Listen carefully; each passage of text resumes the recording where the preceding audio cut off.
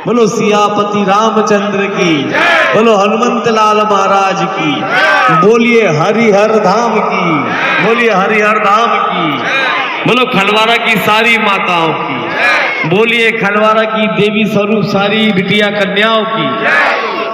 सबसे पहले तो मैं विप्रजनों के श्री चरणों पर नमन करता हूँ। और आप ऐसा मत बोला करो कि हम जाने वाले हैं, बस भगवान आपको शतायु करे, 100 वर्ष की उम्र दे। और एक बेटा आपका नहीं है, दूसरा बेटा तो है आपके पास ही है? ऐसा नहीं, कभी मत बोला करिए ऐसा। आप हमको अंदर से दुखी कर दिए आज। नहीं। और आज आपने बोला है कि जो यहाँ पर हमारी बहनें विधवा हैं जिनको पेंशन नहीं मिल रही है, तो जितनी बहनें हमारी, आज बाबूजी ने बोला देखो 83 साल की उम्र में सड़क की चिंता, नहर की चिंता, गांव की विधवा माताओं की चिंता, इस उम्र में आने वाले कल की चिंता कि जो बच्चे हैं, नौजवान लड़के लड़कियां हैं, इनको आगे कहीं रोजगार से लगने योग्य बनाओ, कहीं स्वरोजगार से लगने योग्य बनाओ। और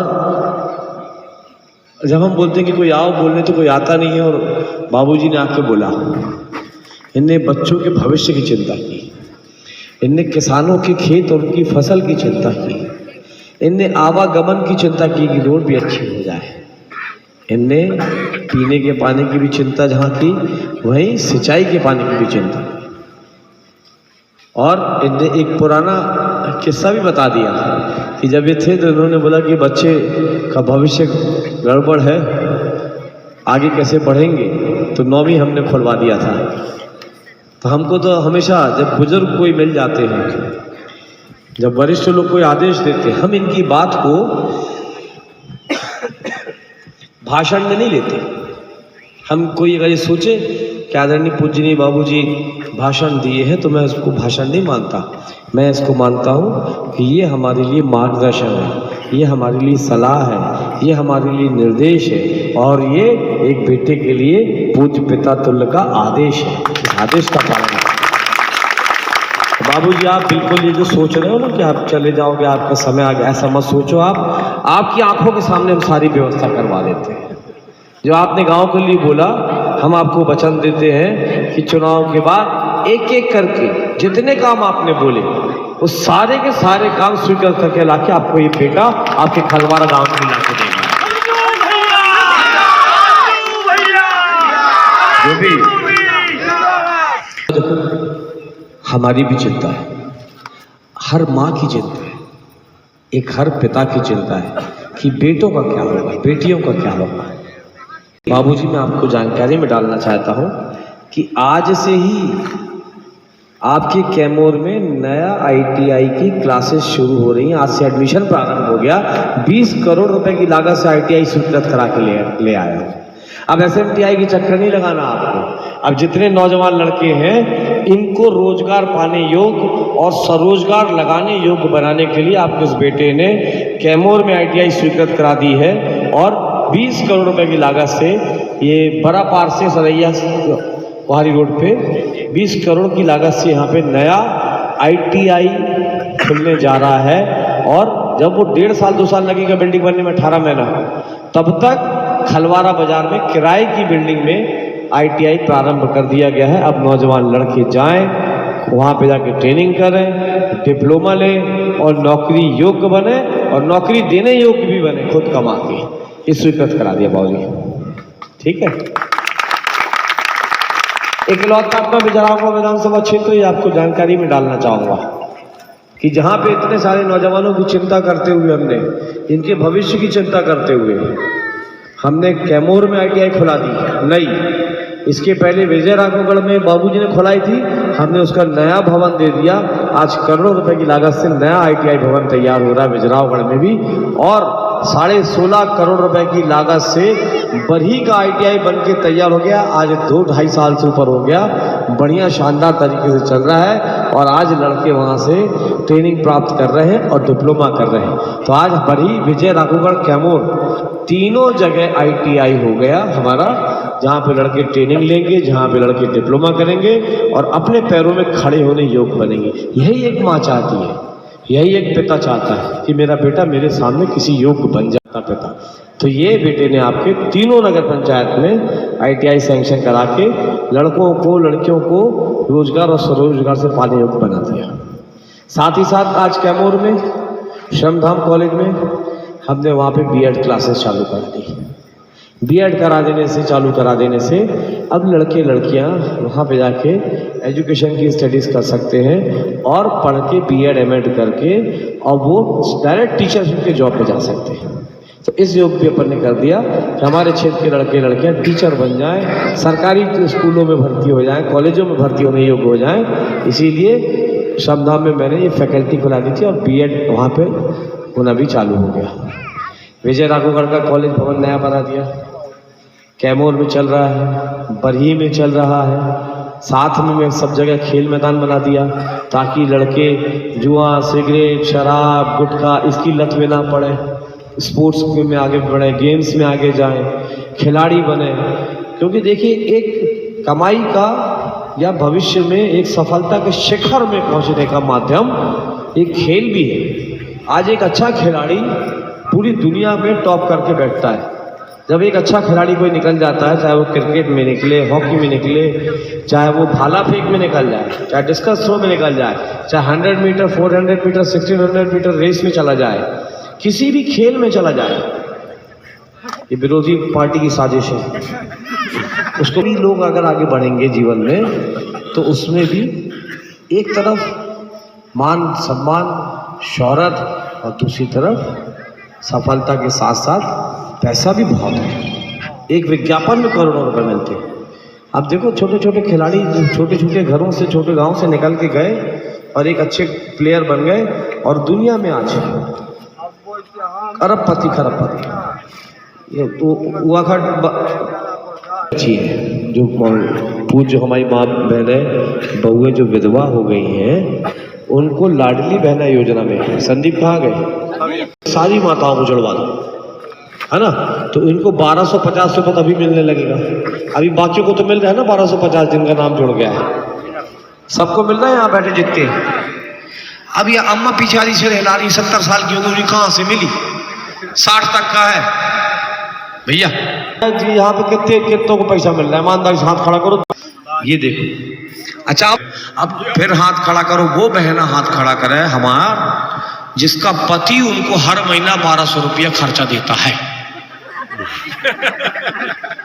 एक भी महीना खड़ा करे हाथ बहू हमार बिटिया, जेकर घर वाला जेकर पति हर महीने 1250 देते, 100 रुपया महीना तुम्हें खर्चा कराने देते खुदा ही लगी रही, अभी अपने पति के पीछे पड़ी रही कि नरे कुछ दया ना मुँह मेला तो अब हरू अब दाग के भागा था पाठक का भाग चला तो बजा के चुपचाप सुन एक झेला न मिली और आके उसके पास बैठ गए कहते था। देखो सगा भाई भी अपनी बहन को अगर देता है तो साल में एक बार राखी जब बंधवाने आता है तो अच्छी सी धोती दे देगा या सूट दे देगा या पैसा दे देगा, साल में एक बार। लेकिन एक भाई ये खड़ा है संजय पाठक, एक भाई भोपाल में बैठे हैं शिवराज सिंह चौहान और एक बड़े भैया बैठे हैं नरेंद्र मोदी। हम आपके वो भाई हैं जो आपको हर महीना 1250 रुपये दे रहे हैं और आने वाले समय में सरकार बनने के बाद 3000 रुपये महीना देंगे अपनी सारी बहन।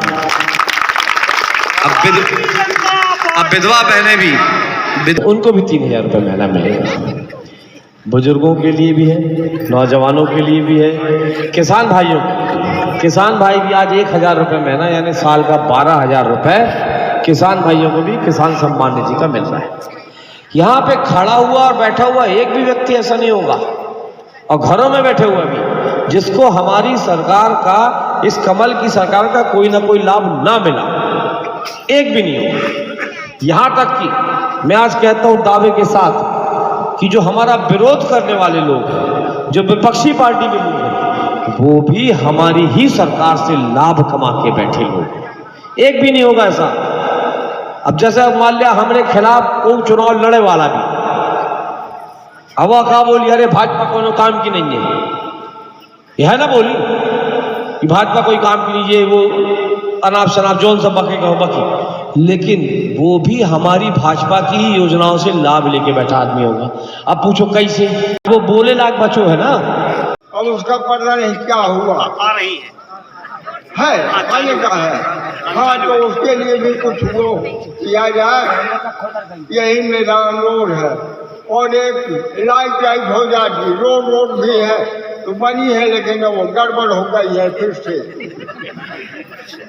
तो यही मेरा उनसे अनुरोध है। और आप लोग और अपनी समस्याएं जो हैं और बताइए, मोर तैयारियाँ है जाके तो बाबू से मिल रहे वो हमने मैं भैया से 9 तारीख का कह रहा हूँ, यहाँ की कुछ समस्याएं कई लोगों को वो है परेशान। हमारा बच्चा भी कोरोना में खत्म हो गया है और अभी उसके माँ भी जुलाई में 5 जुलाई को भी चली गई।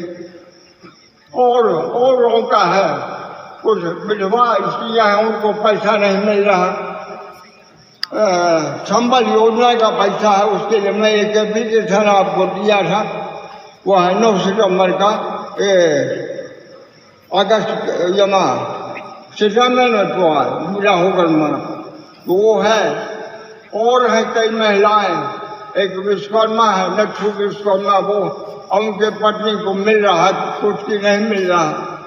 और है गांव की कुछ विधवा हैं, उनके लिए ये विधवा पेंशन मिलती है, इसके लिए करवा दिया जाता। ये सरपंच है, लिस्ट बना लें कौन कौन है, किनकी क्या समस्या है, कहाँ सरपंच मिले। जब कोई कोशिश करेगा तब भी होगा, तो पहले आओ।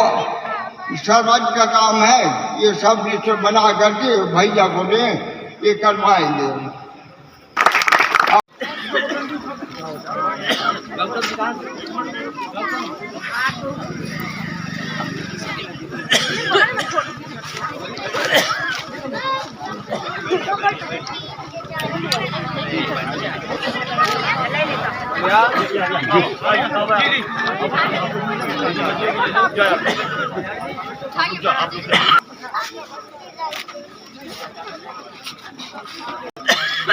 का पुष्पहार के साथ स्वागत करते हुए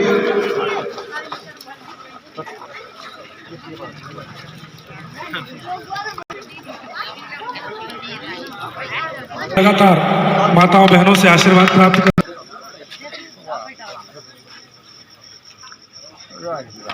बड़ा वाला मारा दे।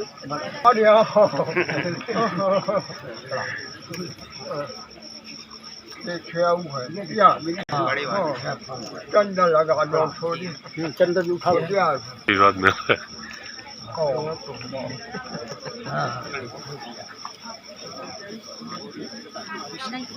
हाँ ऐसा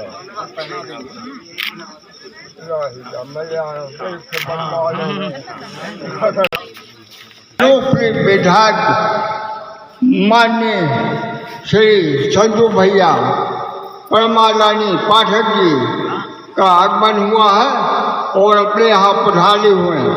मैं आप सब ग्रामवासियों की ओर से उनका हार्दिक अभिनंदन और स्वागत करता हूँ।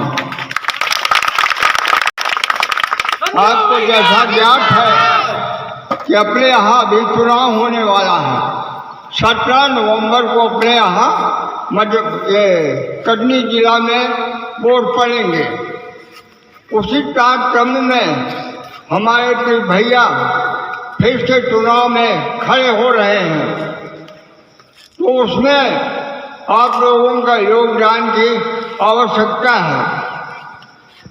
मैं आप लोगों से सबसे हाथ जोड़कर अनुरोध करता हूँ, विनय करता हूँ कि ऐसे विधायक, लोकप्रिय विधायक, ऐसे व्यक्तित्व वाले बहुत कम मिलते हैं, तो उनको कम से कम आप लोग अपना मूल्य वोट है अवश्य दें।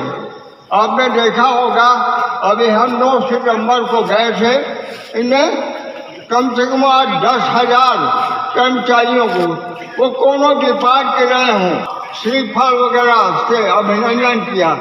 आज तक ऐसा और जगह विधायक हैं, मंत्री हैं, लेकिन आज तक नहीं रोड में गिरा बंगला में मिला और यहाँ भी पहले वो रहे। बाबूजी भी रहे तो ऐसे अपने यहाँ के लिए काफी कोशिश करते रहे, तरक्की के लिए, अपने क्षेत्र के लिए। हमारे यहाँ में खरवा में हेड मास्टर था, तो बाबूजी गए थे और भैया संजय भैया गए थे 4 दिसंबर को। उस टाइम पर ये जिला पंचायत अध्यक्ष थे। तो मैंने कहा था कि लड़कियों ने हमारे स्कूल की इनका अभिनंदन किया था, स्वागत।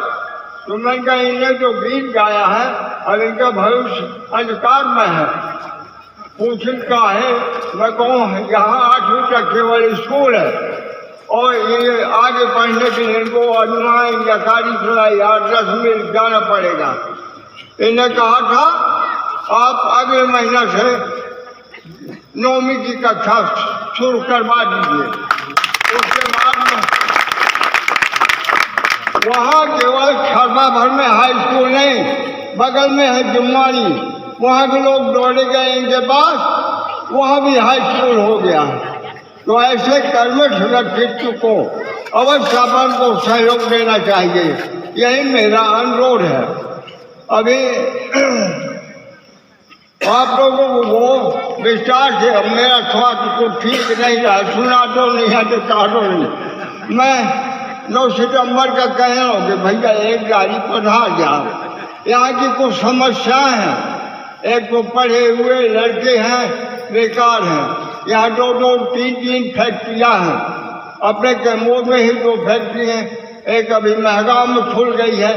तो मेरा अनुरोध है कि यहाँ के बच्चों के लिए, पढ़े लिखे जो हैं उनके लिए कुछ कोशिश करें, जिससे उनका जीविकोपार्जन चल सके, अपना जीवन किसी तरह व्यतीत कर सके।